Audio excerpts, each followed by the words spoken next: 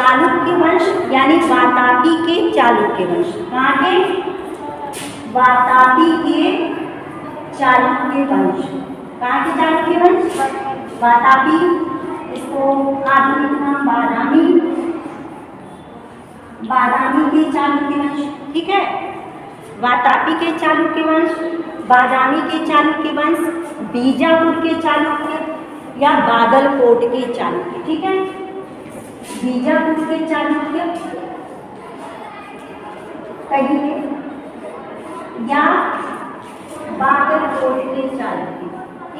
इतने नाम मैंने आपको इसलिए बताए हैं क्योंकि ये आपको याद रहे। ठीक है, ये आपको याद रहे इसलिए ये चारों नाम, वातापी के चालुक्य या बादामी के चालुक्य या बीजापुर के चालुक्य या बागलकोट के चालुक्य।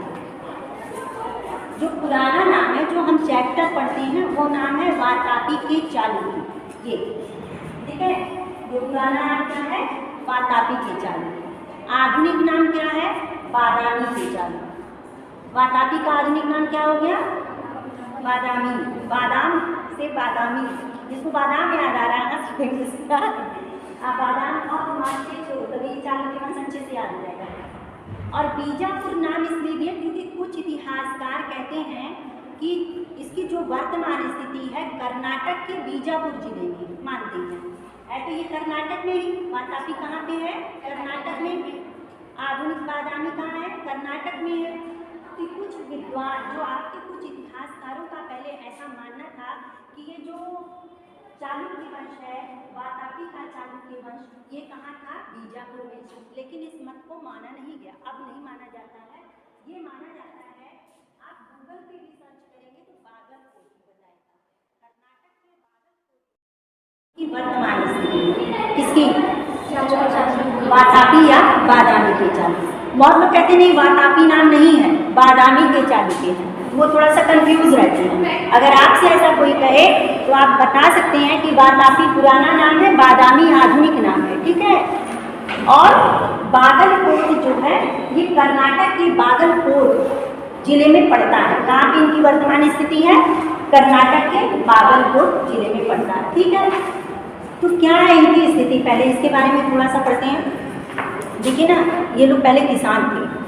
आजकल किसानों का आंदोलन बहुत चल रहा है, देख रहे न्यूज़ पे देखती है ना, किसान इकट्ठा हो रहे हैं, बैरिकेटिंग हो रही है, उनको व्यवस्था कर रहे हैं कि दिल्ली को घेरें, यहाँ को घेरें, वहाँ को घेरें, पता नहीं कहाँ को घेरें। तो उसके लिए व्यवस्था सरकार कर रही है, देख रहे हैं न्यूज़ में आ रहा है। तो किसानों का मुद्दा बहुत तेज़ी से समय चल रहा। तो किसान अगर चाहे तो कुछ भी कर सकता है भैया, सरकार की सत्ता भी छीन सकता है। इसमें इतिहास पढ़ के देखिए, ये पहले थे किसान, कर्नाटक के किसान थे। कौन? चालुक्य, बादामी के चालुक्य कर्नाटक के किसान थे। ये बहुत ज़्यादा शक्तिशाली थे, पौरुष बल ज़्यादा था, शक्तिशाली थे, लंबे चौड़े थे। तो इनके मन में आगे धीरे धीरे जब आदमी शक्तिशाली होता है तो राजा के पद पे आता है। देखिए, ब्रेन से शक्तिशाली होना जरूरी है कि आप किसी का सामना कर सकें। ठीक है, अब आप दबे सुखड़े रहें, डरे भय से कि भैया हम तो कभी राजा बन ही नहीं सकते, तो नहीं बन पाएंगे, हम तो किसान हैं, हम तो कुछ कर ही नहीं पाएंगे, ऐसा कुछ नहीं है। हर व्यक्ति कुछ भी कर सकता है, बस उसके अंदर आंतरिक मजबूती आनी चाहिए, आंतरिक शक्ति आनी चाहिए कि हम कुछ भी कर सकते हैं और जो हम कर रहे हैं, जो हम निर्णय ले रहे हैं वो सही है। इस तरह की भावना जब मन में आती है तो वो कुछ भी कर सकता है, जो अपनी लाइफ में पाना चाहेगा पा सकता है। आपके मन में है कि हम राजा बन ही नहीं सकते, अगला व्यक्ति बहुत बुद्धिमान है, ऐसा कुछ नहीं है। अगला व्यक्ति जितना बुद्धिमान है उतना आप भी हैं बुद्धिमान, बस आप उसको अप्लाई नहीं कर रहे हैं अपनी तर्क शक्ति। तो ये किसान थे कर्नाटक के, ये खेती करते थे, फिर ये बहुत ज़्यादा शक्तिशाली थे। इनके मन में आया कि हम क्यों ना धीरे धीरे आगे बढ़ें, राजाओं की तरह हम भी शासन करें। तो ये सबसे पहले कदम्ब वंश था। तो कदम्ब वंश की इन्होंने अधीनता स्वीकार कर ली और उनके सामंत बन गए। क्या बन गए? सामंत। सामंत मतलब क्या होता है? छोटा राजा, छोटे से क्षेत्र का राजा। तो ये सामंत बन गए। पहले ये कदम्बों की अधीनता स्वीकार करते थे और कदम्बों के सामंत बन गए। किसके सामंत बने? कदम्बों के सामंत बन गए। उसके बाद जो है धीरे धीरे इन्होंने अपनी शक्ति का विस्तार किया।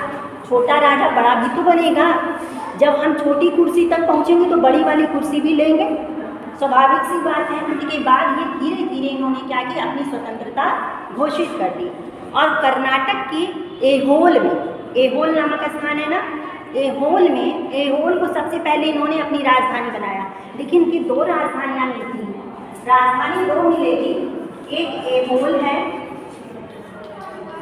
सबसे प्रारंभिक राजधानी अगर वातापी के चालुक्यों की बात करें या बादामी के चालुक्यों की बात करें तो राजधानी इनकी क्या होगी, एहोल होगी। ठीक है, एहोल में इन्होंने अपना एक सत्ता स्थापित कराया स्वतंत्र रूप से। ठीक है, फिर उसके बाद दूसरी राजधानी बनेगी इनकी, जो पुलकेशिन द्वितीय ने बनाया, बादामी, बादामी को अपनी राजधानी बनाया पुलकेशिन द्वितीय ने। तो दो राजधानियाँ इनकी देखने को मिलेंगी आपको।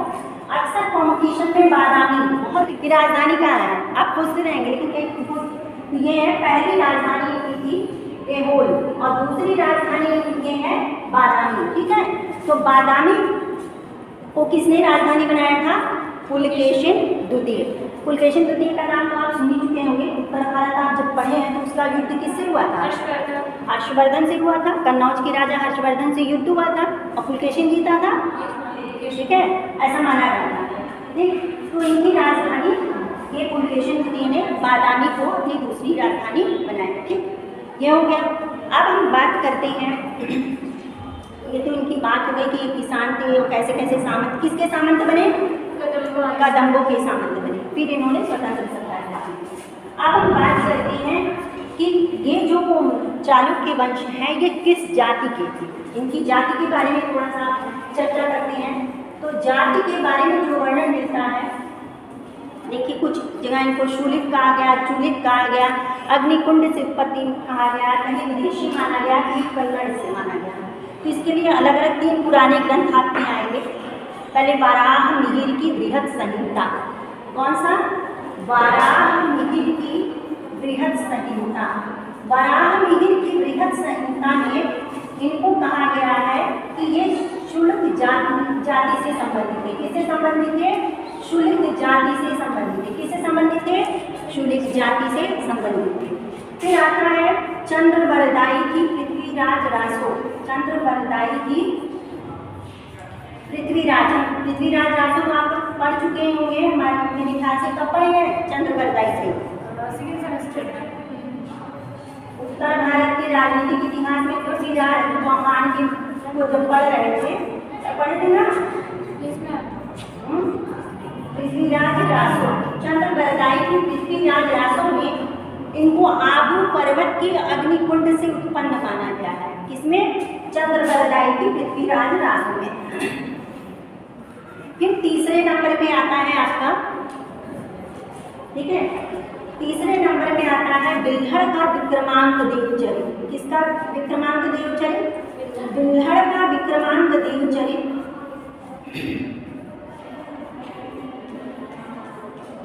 इसमें कहा गया है कि ब्रह्मा जी के चुलुक जाति से, विक्रमांक देव चरित, ब्रह्मा जी की चुलुक जाति से इनकी उत्पत्ति हुई है। किससे उत्पत्ति हुई है, ब्रह्मा जी के चुलुक जाति से। फिर आता है विसेंट स्मिथ, चौथे नंबर पे आता है विसेंट स्मिथ।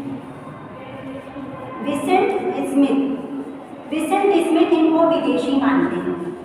ठीक है, उसके बाद आता है आपका डीसी सरकार। ठीक है, डीसी सरकार, दिनेश चंद्र सरकार इनका पूरा नाम है।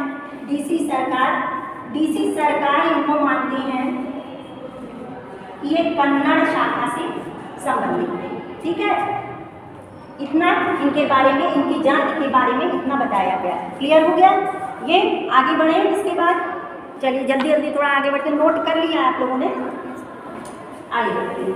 अब तो राजधानी क्या थी, पहली राजधानी एहोल, दूसरी राजधानी बादामी। ठीक है, अब हम बात करते हैं कि चालुक्य वंश कितनी शाखाएं मिलती हैं। चालुक्य वंश के बारे में बहुत लोग कंफ्यूज रहते हैं कि इनकी कितनी शाखाएं, तो पहले इसी को क्लियर कर लेते हैं। सारी शाखाएं, जितनी भी शाखा है सब बादामी से निकली है। ठीक है, जितने आप सुनते हैं कल्याणी के चालुक्य, वेगी के, अरे कितने चालुक्य थे, कितने चालुक्यों को हमें पढ़ना है, तो सारे चालुक्य इसी से निकले हैं।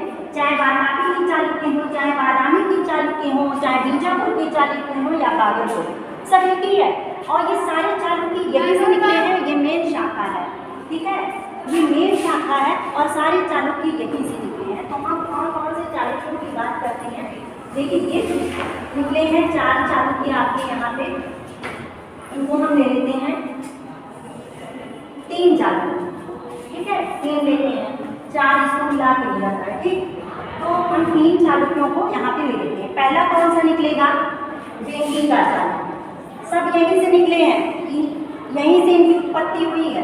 पहला क्यों लेट हो गई खुशी? हम थोड़ा सा काम था इसलिए लेट हो गया। जल्दी आया करो, ओवर हो जाता ना, ठीक है। वेंगी के चालुक्य। दूसरा आएगा आपका लाट के चालुक्य, ठीक है, लाट के चालुक्य। सबको याद रखिए, सब बहुत इंपॉर्टेंट है, सब कॉम्पिटिशन में आते हैं और सबकी जानकारी। और तीसरा आएगा आपका कल्याणी के चालुक्य। नाम सुना होगा आप लोगों ने, कल्याणी के चालुक्य। सब यहीं से उत्पन्न हुए हैं, ठीक है, कल्याणी के चालुक्य। अब मैं आपको धीरे धीरे बताऊंगी कि इनकी उत्पत्ति कैसे हुई। वेंगी के चालुक्य यानी पूर्वी चालुक्य, लाट के चालुक्य यानी गुजरात के चालुक्य, और कल्याणी के चालुक्य यानी पश्चिमी चालुक्य कहलाए, ठीक है। पूर्वी चालुक्य, गुजरात के चालुक्य और पश्चिमी चालुक्य ये कहता है। और ये मेन शाखा थी आपकी बादामी, यहीं से तीन उत्पन्न हुए। इतना क्लियर हो गया। अब आगे बढ़ते हैं। ये चीज़ क्लियर हो गया ना कि 3 शाखाएं इनकी हुई। कितनी शाखाएं हुई बादामी के चालुक्यों की? कितनी शाखाएं निकली? भाई वो अपना हाथ फैलाया, लो भैया हम यहाँ यहाँ यहाँ शासन करेंगे। इसका मतलब इनका साम्राज्य काफ़ी विस्तृत रहा होगा। जब पैसा बहुत ज़्यादा बढ़ जाता है तो क्या करते हैं? प्रॉपर्टी बहुत ज़्यादा बढ़ जाती है तो रखते हैं ना अपने भाई को, अपनी बहन को, तुम ये वाला संभालो इंडस्ट्री, तुम ये वाला इंडस्ट्री संभालो, तुम वो इंडस्ट्री संभालो, है ना, होता है ऐसे। इनका भी साम्राज्य काफ़ी विस्तृत हुआ होगा। पहले तो देखिए किसान, किसान से सामंत, सामंत से स्वतंत्र, आगे बढ़ते गए। अब बात करते हैं, ये हो गया, आगे बढ़ते हैं। अब इनके इतिहास की बात, स्रोतों की बात कर लेते हैं। थोड़ा स्रोत को देख लेते हैं क्योंकि ये भी बहुत ज़रूरी है, तब इतिहास पे आते हैं। देखिए बहुत इजी तो बहुत इम्पॉर्टेंट। वैसे तो चालुक्यों की जो अभिलेखों की अगर हम बात करें तो 150 अभिलेख मिले हैं। कितने अभिलेख मिले हैं? 150 अभिलेख हैं चालुक्यों के, ठीक है। लेकिन हम यहाँ 150 अभिलेखों की बात नहीं करेंगे, घबराइए मत। मैं तो बिना पढ़ाई बाप रे बाप कैसे याद होगा, ऐसा नहीं। मैं पढ़ाऊँगी सिर्फ 2-3 अभिलेख आपको। एक महाकूट स्तंभ लेख है जो एग्जाम में आता है, कॉम्पिटिशन में भी आएगा, हो सकता है आपके 2 नंबर वाले क्वेश्चन में महाकूट स्तंभ अभिलेख, ठीक है। बादामी का अभिलेख, ठीक अभिलेख मैं आपको बताऊंगी। तीसरा है ऐहोल, ठीक है। ऐहोल अभिलेख तो कई बार एग्जाम में पूछा जा चुका है कि ये किसका है, ऐहोल शिलालेख। और इसके लेखक कौन है? रवि कीर्ति, ठीक है। इसके लेखक यही ज़्यादा इम्पोर्टेंट है, ये वाला। और महाकूट स्तंभ अभिलेख, ये दोनों इम्पोर्टेंट है। महाकूट स्तंभ अभिलेख और बादामी अभिलेख दोनों किसका है? मंगलेश का है। किसका है? मंगलेश, ठीक है। मंगलेश बादामी के चालुक्य वंश का एक शासक था, मंगलेश का अभिलेख है, ठीक है। और ये किसका अभिलेख है? जैसे कि आप इनके बारे में जानते हैं, पुलकेशिन द्वितीय का है, ठीक है। तो रवि कीर्ति इसके लेखक थे ना। ऐहोल अभिलेख के बारे में कई बार पूछा है कि इसके लेखक कौन है? पुलकेशिन द्वितीय का, ठीक है। ये 3 अभिलेख की बात कर रहे हैं, ठीक है। बस इतना ही आपको इसके बारे में याद रखना है। बस ये जानकारी के लिए मैंने नंबर गिना दिया है कि 150 अभिलेख चालुक्यों के मिले हैं। आगे बात करते हैं साहित्य की। साहित्य में विक्रमांक अभ्युदय, साहित्य में अगर हम बात करें 2 साहित्यों को हम लेंगे, विक्रमांक अभ्युदय और गदायुद्ध। विक्रमांक अभ्युदय और गदायुद्ध, ये दोनों बहुत इंपॉर्टेंट हैं और कई बार पूछा जा चुका है कि इसको किसने लिखा। विक्रमांक अभ्युदय सोमेश्वर की रचना है और गदायुद्ध कन्नड़ कवि थे रन्ना, कन्नड़ कवि थे रन्ना, रन्ना, रन्ना। कन्नड़ कवि है, कन्नड़ भाषा में ही लिखा, कन्नड़ कवि रन्ना। इनका बहुत इंपॉर्टेंट है। विद्यमान अभ्युदय सोमेश्वर की रचना है, ठीक है, सोमेश्वर। ये क्लियर हो गया। ये चालुक्य वंश के, ये आपको थोड़ा सा याद करना पड़ेगा, लेकिन थोड़ा सा बस इतना आपको ध्यान रखना है कि दो मंगलेश के अभिलेख है और एक आप सभी जान रहे हैं कि पुलकेशिन द्वितीय का अभिलेख है, ठीक है। उसमें जो विवरण मिलेगा वो पुलकेशिन द्वितीय ए होल में, तो ए होल ज़्यादातर पूछता है और महाकूट भी पूछता है, कंपटीशन में भी पूछेगा, हो सकता है 2 नंबर वाले में भी पूछे जाते हैं अक्सर। तो महाकूट स्तंभ अभिलेख आप समझ लीजिए मंगलेश के, बस, ठीक है, इसको याद रखना है। और 2 मैंने आपको साहित्य बताया जो कि बहुत इंपॉर्टेंट है, अक्सर कंपटीशन में पूछे जाते हैं, अक्सर हो सकता है कि 2 नंबर वाले में भी पूछे जाएं, तो आप इनको याद रखिए। विक्रमांक अभ्युदय सोमेश्वर की रचना है और गदा युद्ध कन्नड़ कवि रन्ना की रचना है। ये 2 ज़्यादा मैं आपको नहीं बता रही कि बहुत ज़्यादा आप पढ़ें, ठीक है, जितना ज़रूरी है उतना ही पढ़ें। फिर आगे अभी इतिहास की बात करते हैं। इतना तो क्लियर हो गया, क्लियर हो गया इतना। देखिए, ये किसान थे, सामंत बने कदम्बों के, उसके बाद इन्होंने स्वतंत्र रूप से अपनी सत्ता स्थापित की और चालुक्य वंश की नींव डाल दी बादामी में, ठीक है। उसके बाद इनकी जाति के बारे में आपने देखा, अलग अलग मत मिले हैं आपको, ठीक। उसके बाद ऐतिहासिक स्रोत कितने रहे हैं और ये चालुक्य, बादामी के चालुक्यों ने अपने हाथ पैर कहाँ कहाँ फैलाए। 3 जगह इसने हाथ पैर फैलाए थे, ठीक है। एक पूर्वी चालुक्य जिसको आंध्र के चालुक्य भी कहते हैं, अभी धीरे धीरे आपको याद हो जाएगा, पढ़ते पढ़ते पर कहानी सुनते सुनते याद हो जाएगा। फिर उसके बाद दूसरा है गुजरात के चालुक्य जिनको लाट के चालुक्य कहते हैं। तीसरा आपका कल्याणी के चालुक्य जिसको कि हम पश्चिमी चालुक्य भी कहते हैं। ये 3 आपने पार्ट पढ़े और ये आपने देखा इनके स्रोत, ठीक है।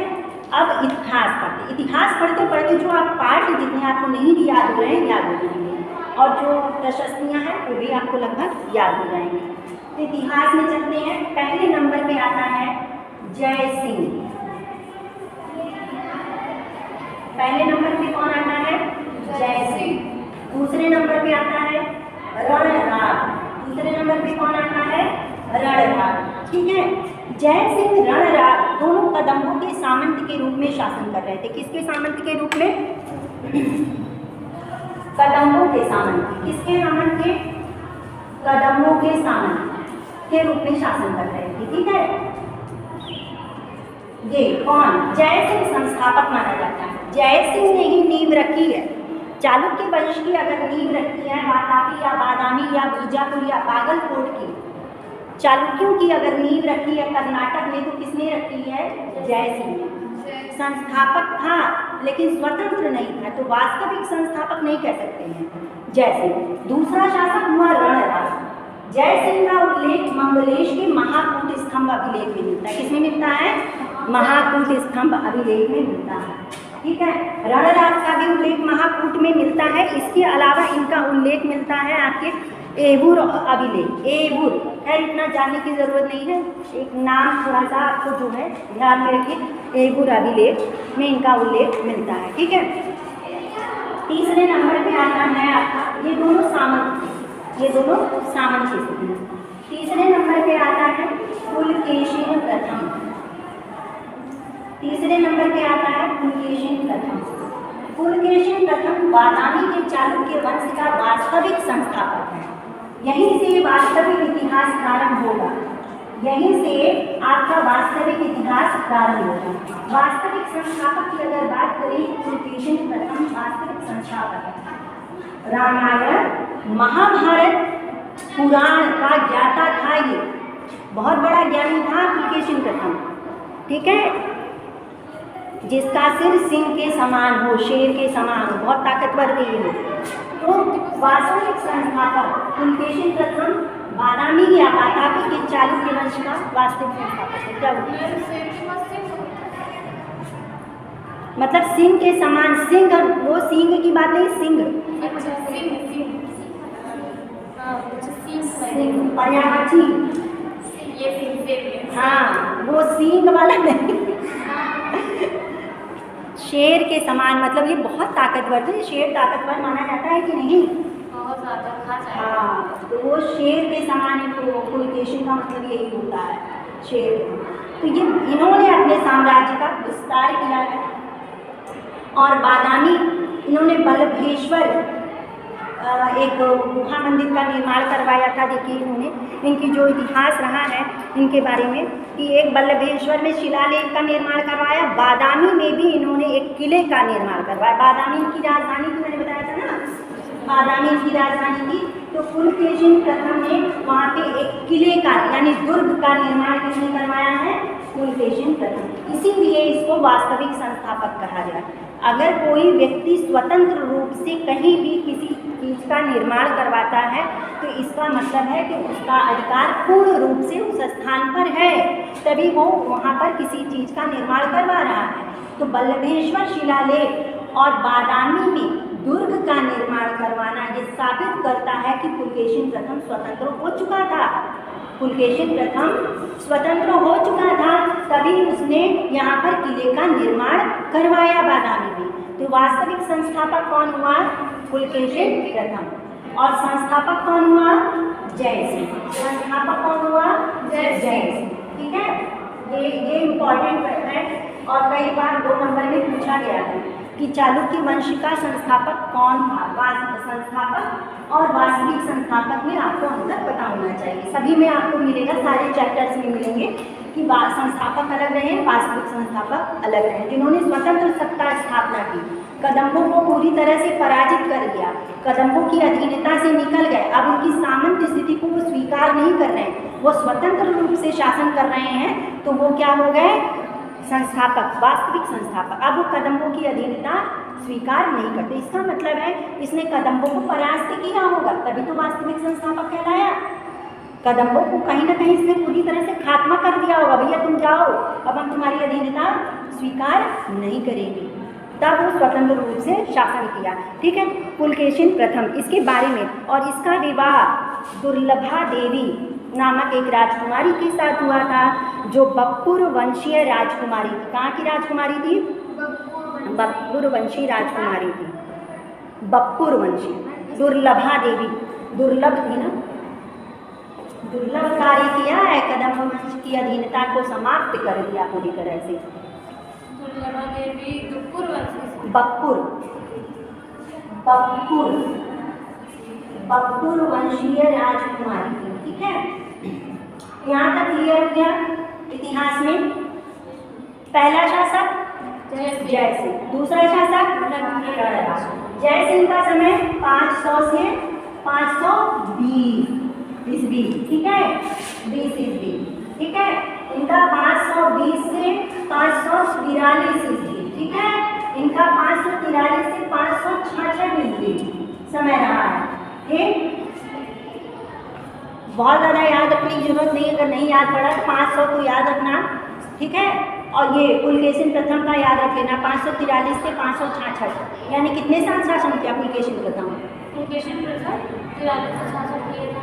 हाँ, ये कितने साल शासन किया? 20 साल। ये कितने साल शासन किया? 23 साल। ये कितने साल शासन किया? 23 साल।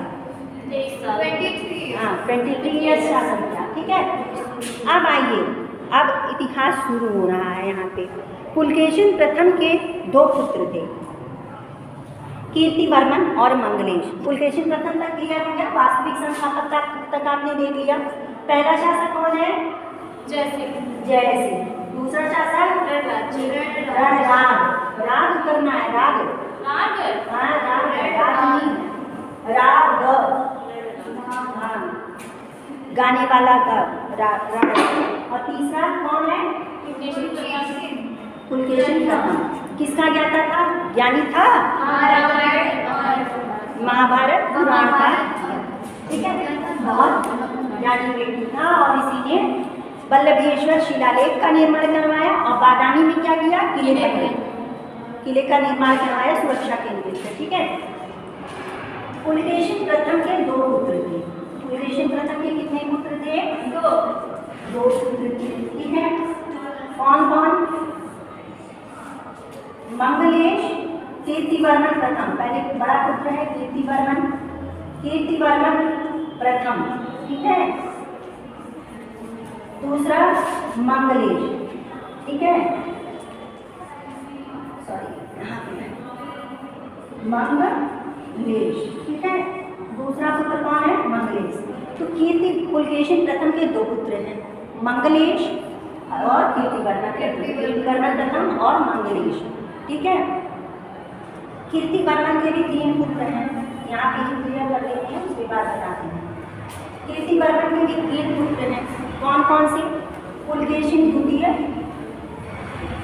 पुलकेशिन द्वितीय, विष्णुवर्धन। अपने पापा का ही नाम रख दिया। हाँ, और चलिए कुछ चलता है, दादा का नाम रखना, गर्व महसूस करते थे लोग।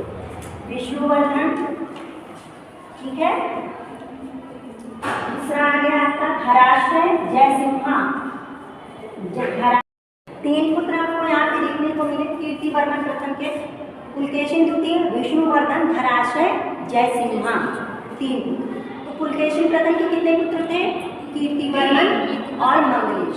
तो कीर्तिवर्मन प्रथम पहला शासक रहेगा पुलकेशिन प्रथम का। 2 पुत्र हैं, कीर्तिवर्मन प्रथम और मंगलेश। तो कीर्तिवर्मन प्रथम पहला शासक था और इसने बहुत कम समय तक शासन किया है, 566 से लेकर 567 तक। हाँ, बस 1 साल शासन किया है, इसकी मृत्यु हो जाती है, ठीक है।